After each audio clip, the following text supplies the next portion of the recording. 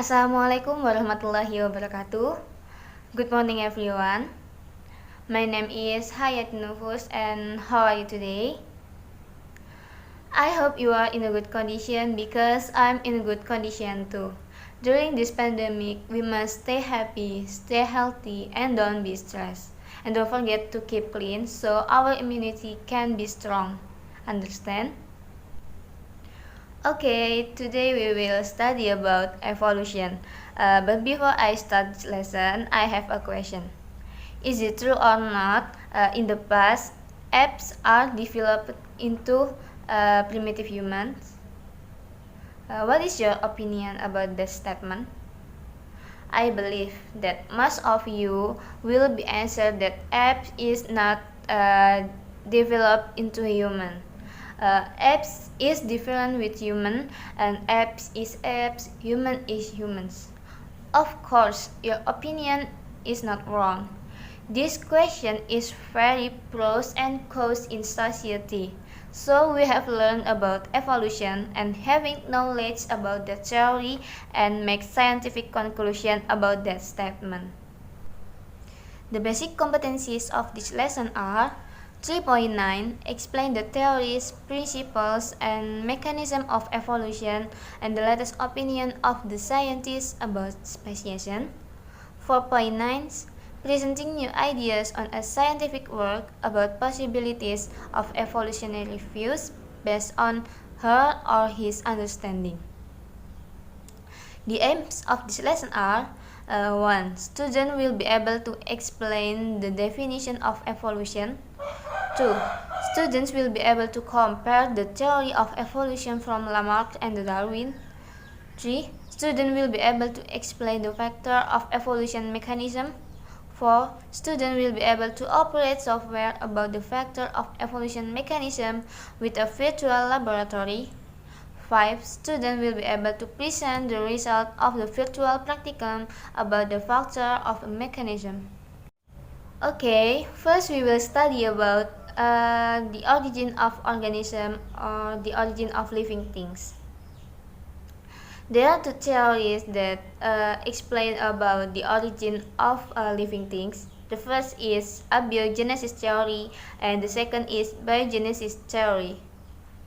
Aristotle, a philosopher from Greece, introduced a concept about abiogenesis theory called generatio spontanea. This concept tells us that life arose from non-life things, and this idea lasted for 2000 years. Why people in the 2000 years ago believed with this idea? Because they interpret what they see without a scientific method, and at the time, scientific method was unpopular. They believed that frogs arose from mud, rats arose from seeds, and flies arose from meats, after they see that animal appear from that things.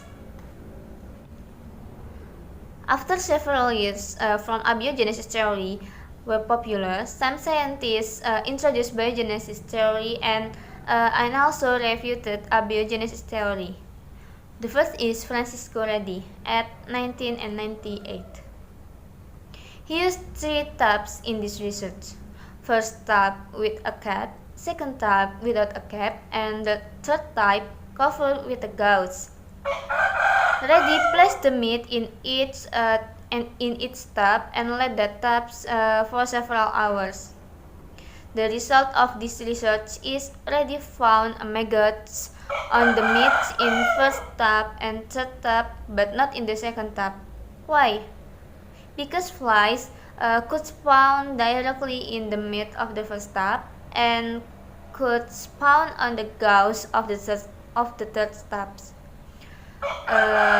So eggs of flies fallen from gauze into the meat. The conclusion is flies arose from the egg of previous flies, not from the meat. Second is Lazarus Spallanzani at 1765. Spallanzani's research used two flasks. He boiled broth in the flask for 1 hour. After that, he let the flask until cold and closed the first flask with a cap. but not in the second phase. The result of this research is microbes are found only in the second phase. So the conclusion is microbes need oxygen to still alive. Third is Louis Pasteur. Pasteur brought in 3 steps in his research, and he boiled the flesh. After that, he placed the flesh in different places.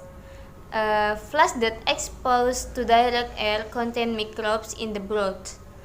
So the conclusion is microbes arose from another microbes in the air. There are other scientists that try to prove the origin of living things through their research, like Alexander Oparin and Haldane with their hypothesis about ancient Earth's atmosphere, and Miller-Urey that proved the hypothesis of Oparin and Haldane through a simulation with some gas like carbon dioxide, nitrogen, hydrogen sulfide, and sulfur dioxide. Next, I will explain about evolution. What is evolution? In small scale, evolution is change in gene, or more precisely and technically allele frequency in a population from one generation to the next generation. But in large scale, evolution is the descent of different species from a common ancestor over many generations. Generally, evolution is gradual change in the population of organisms over a long geological period. So, we cannot say that evolution occurs in individual organisms, but in a population. You should underline the population word in the definition of evolution. There are 2 famous scientists about their theory about evolution, Charles Darwin and Jean-Baptiste Lamarck. As we know that Charles Darwin is father of evolution. Darwin published his theory of evolution with compelling evidence in his book. The title of his book is The Origin of Species. Darwin defined evolution as descent with a modification. The idea that species change over time give rise to the new species and share a common ancestor. The mechanism of Darwin proposed for evolution is natural selection. Different with Darwin's theory, Jean-Baptiste Lamarck defined the evolution is when environment changes, organisms had changed their behavior to survive, and if they began to use an organ more than they had in the past, it will increase in its lifetime. The important point about Darwin's theory and Lamarck's theory of evolution is Darwin stated that natural selection taking place to the process of evolution in organism, but Lamarck believed that adaptation influenced to the process of evolution in organism. The familiar example about difference of Lamarck's and Darwin theory is about the evolution of giraffes population. How the modern giraffes have long necks. Lamarck believed that giraffes once had short necks that got progressively longer as members of its subsequent generation stretched their necks as long as they could. In doing so, Lamarck believed that each generation would grow slightly longer necks and pass that trait onto their offspring. In contrast, Darwin's theory of evolution through natural selection would suggest that a giraffe was born with a longer neck by a random chance. Because this individual had a longer neck, it was able to reach food sources that other animals couldn't. Having access to more food allowed the giraffe to live longer and reproduce more, ultimately leading to more long-necked giraffes. successive generations of these continued to favor individuals who were born with longer and longer necks, which eventually led to the giraffes we know today. From giraffe case, we can know one of principles of Lamarck's theory is use and disuse. The organs needed will develop, but unneeded organ will reduce. But in Darwin theory, there is variation in a population of organisms. Variation that cannot survive due to a selection factor will become extinct. How about the discovery of snakes fossil that have legs? How Darwin theory and Lamarck theory explain about that phenomena? Based on Lamarck theory, in the past, the snake had legs because snakes rarely use their legs to move. Their legs are reduced, so modern snakes don't have legs.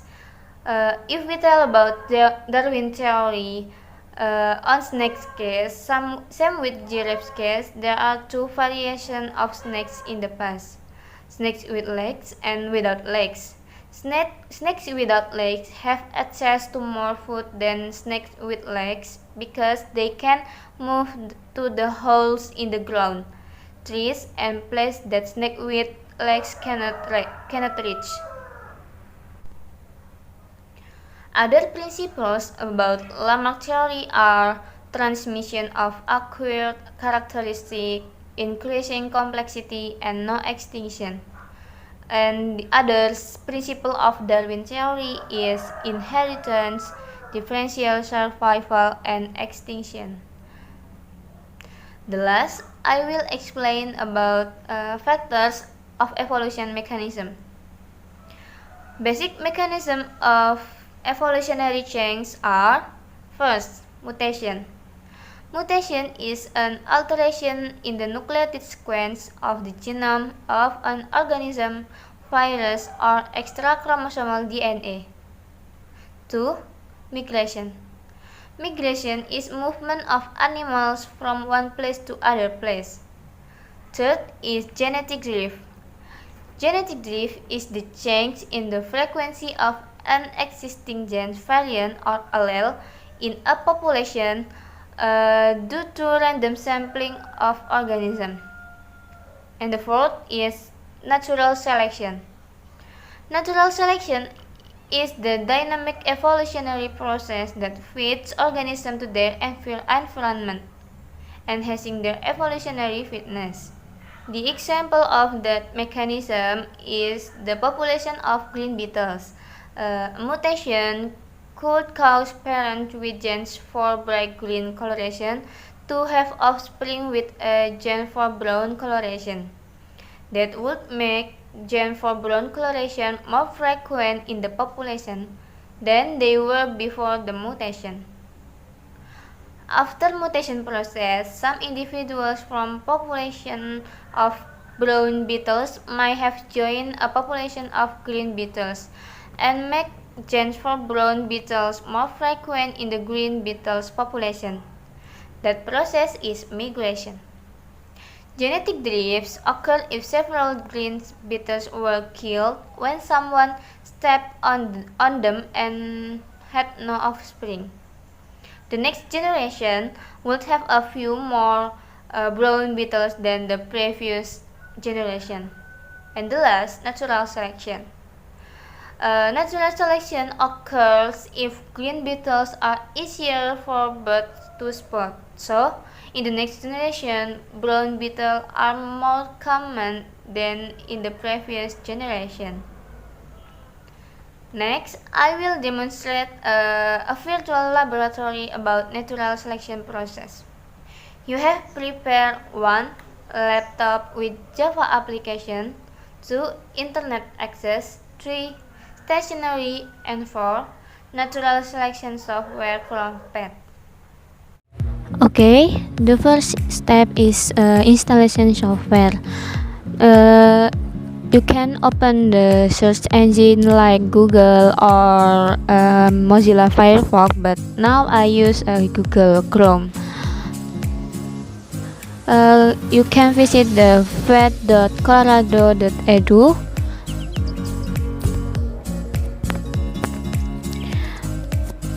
Wait until the website is open.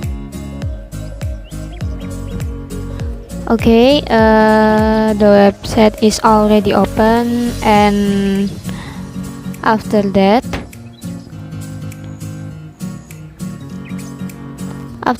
you can click biology in the bottom of web page.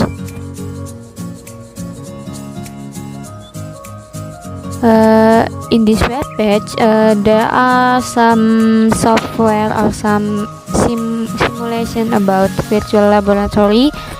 You can click natural selection.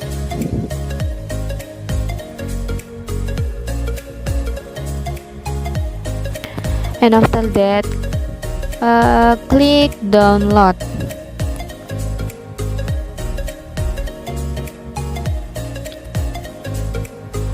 Wait until the software is downloaded.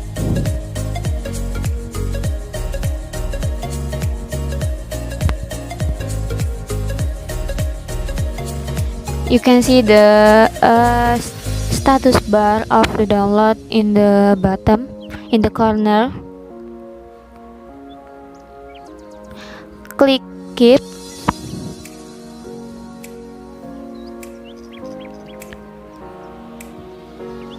After you download the software, you can open the software, but your laptop must have a Java application to open this software. Okay, this application is open. First, click pause button in the bottom. Click add friend. So you can see that there are 2 rabbits over here. After that you can add mutation, and in this video I will choose long tail as a mutation for the rabbits.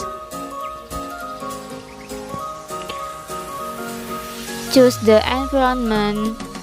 I will choose Arctic as environment. Click play. Wait until the rabbits have three generations. First generation, second generation, third generation. After the rabbits have 3 generations, we can choose the selection factor. There are wolves and food, but I will choose the wolves as a selection factor. After that, you can click the play. Wait until the rabbit have 6 generations.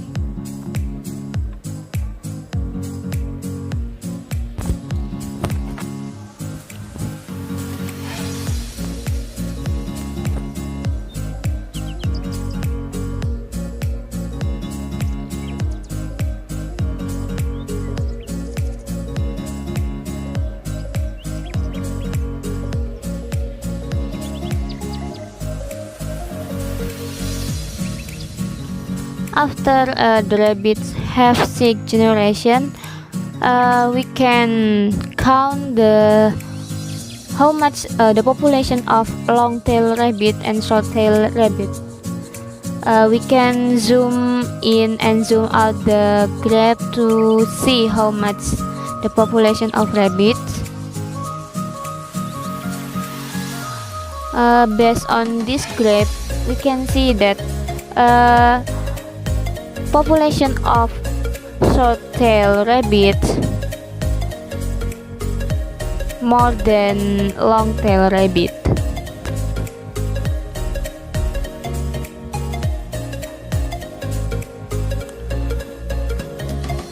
And now you can click the reset all.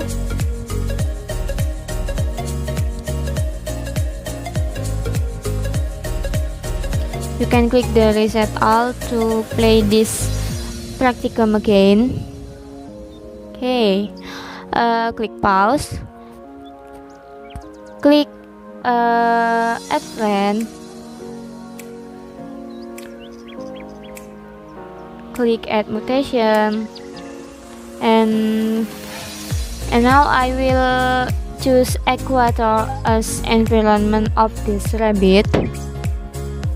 Click play. Wait until the rabbit have 3 generations.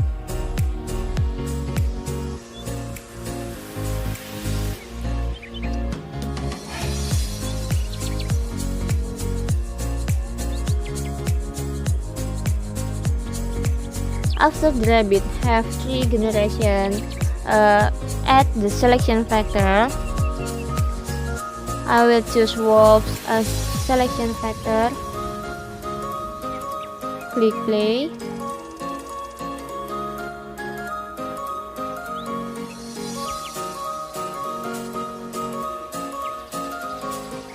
Wait until the rabbits have 6 generations.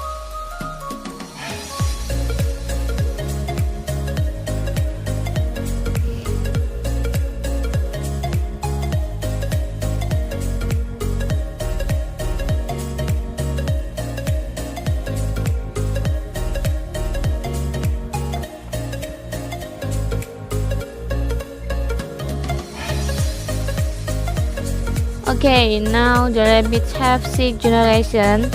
We can see how much long tail rabbits and how much short tail rabbits. Based on this graph, we can see that short tail rabbit population is more than long tail rabbit population.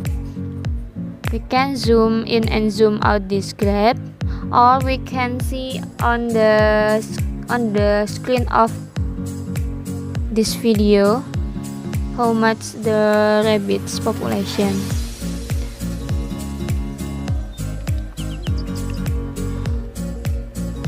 Based on this practicum, we can make a conclusion that short-tailed rabbit can survive with the selection factor than the long-tailed rabbit. Click reset all.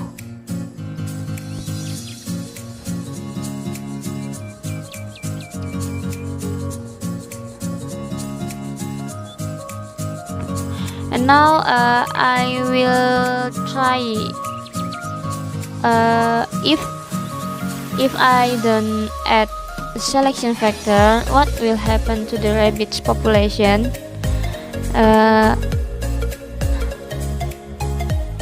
The mutation is same with before. I choose long tail as a mutation for the rabbits, and I will wait until the rabbits have 6 generations without add selection factor.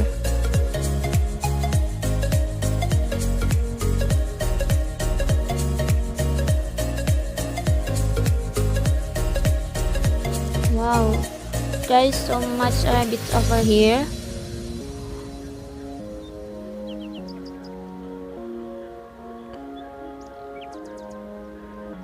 And oh my god, the rabbit is very much over here in the 6th generation.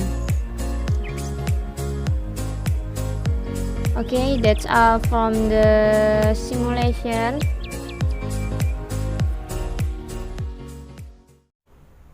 Based on the demonstration in the Arctic environment, there are more short-tailed rabbit than long-tailed rabbit. Because short-tailed rabbit are able to survive from the wolf selection. You can download the worksheet about this virtual laboratory in the bit.ly/natural selection, and the worksheet contains instructions for use this software and some questions about this virtual laboratory. You can pause this video and start to work. Fighting!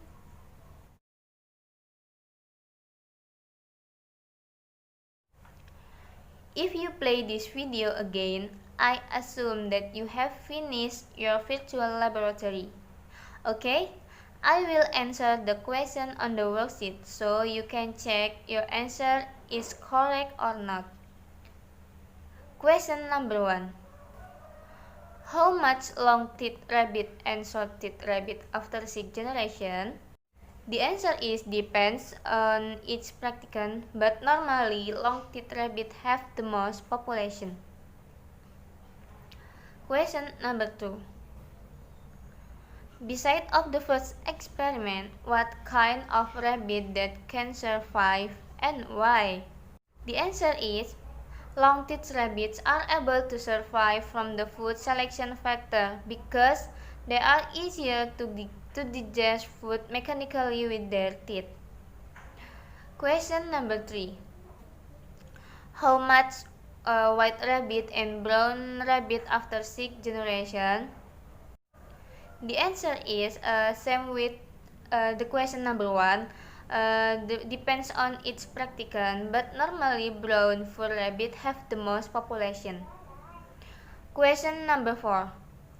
Beside of the second experiment, what kind of rabbit that can survive in each environment and why? The answer is in the equatorial environment, brown fur rabbits are able to survive from the wolf selection factor because they camouflage to fool the wolf, but in the Arctic environment, white fur rabbits are able to survive from the wolf selection factor because they camouflage to fool the wolf. Question number 5.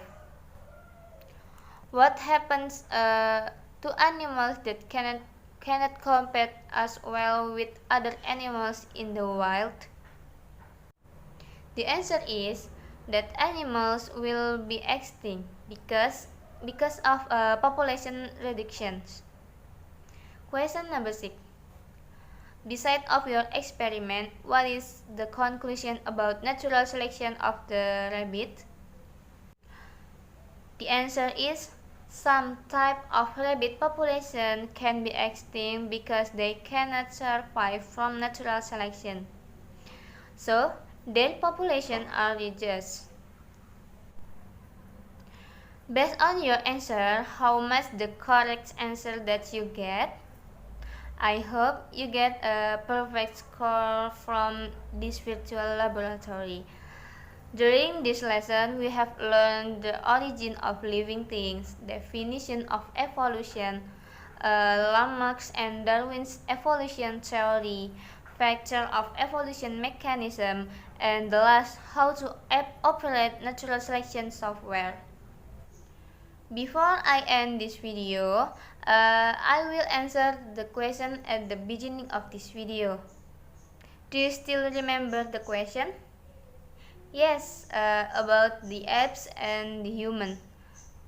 The answer is, of course, apes didn't develop into a primitive human. Apes are only human evolutionary cousins because of similarity in number of chromosomes. For your homework, you can try to operate natural selection software with another combination of mutation, selection factor, and environment. Okay, that's all from me. Thank you for your attention. I hope this lesson is useful for your life. The last I say, wassalamualaikum warahmatullahi wabarakatuh. Goodbye.